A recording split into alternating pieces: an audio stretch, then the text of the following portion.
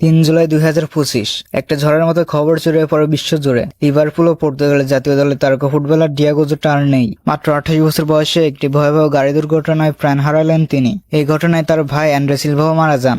এ এক হার যেটা শুধুই ফুটবল নয়, একটি পরিবারের, একটি জাতির এবং আমাদের সবার। ডিয়েগো জোস টেক্সেইরা দি সিলভা, যিনি আমাদের কাছে পরিচিত ছিলেন ডিয়েগো জোটা নামে, জন্মেছিলেন 1996 সালের 4 ডিসেম্বর পর্তুগালের মাসারেলোসে। ছোট থেকেই তার স্বপ্ন ছিল ফুটবলার হওয়ার, আর সেই স্বপ্নকে তিনি রূপ দিয়েছিলেন সত্যিতে। ফুটবল ক্যারিয়ার শুরু করেন ফেকোস দে ফেরেইরা ক্লাব দিয়ে। এরপর অ্যাটলেটিকো মাদ্রিদের সঙ্গে চুক্তি হলো। তিনি খেলেছেন উলভারহ্যাম্পটন ওয়ান্ডারার্সের হয়ে। সেখানে নিজের প্রতিভার ঝলক দেখিয়ে জায়গা করে নেন লিভারপুল দলে। 2020 সালে জার্গেন ক্লপের অধীনে লিভারপুলে যোগ দেন তিনি। লিভারপুলের হয়ে মাত্র 125 ম্যাচে করেছেন 44 গোল। প্রতিপক্ষের রক্ষণভাগে ছিলেন আতঙ্কের নাম, সাহস, গতি আর নিখুঁত ফিনিশিং সব মিলে তিনি ছিলেন ক্লপের বিশ্বস্ত সৈনিক। পর্তুগালের জাতীয় দলের হয়ে খেলেছেন 34টি ম্যাচ, গোল করেছেন 10টি। ইউরো 2020 হোক বা নেশনস লিগ, সব জায়গাতেই তিনি ছিলেন গোলের নায়ক। কিন্তু 2025 সালে 3 জন স্পেনের জামোরা অঞ্চলের A52 সড়কে তারা যখন ফিরছিলেন, তখনই ঘটে সেই মর্মান্তিক দুর্ঘটনা। গাড়ির টায়ার ফেটে গেলে নিয়ন্ত্রণ হারিয়ে যায়, চাপা পড়ে যায় গাড়ি। ল্যাম্বরগিনি ইউরাজ গাড়িটিতে আগুন ধরে যায়। দুজনকেই ঘটনাস্থলে মৃত ঘোষণা করা হয়।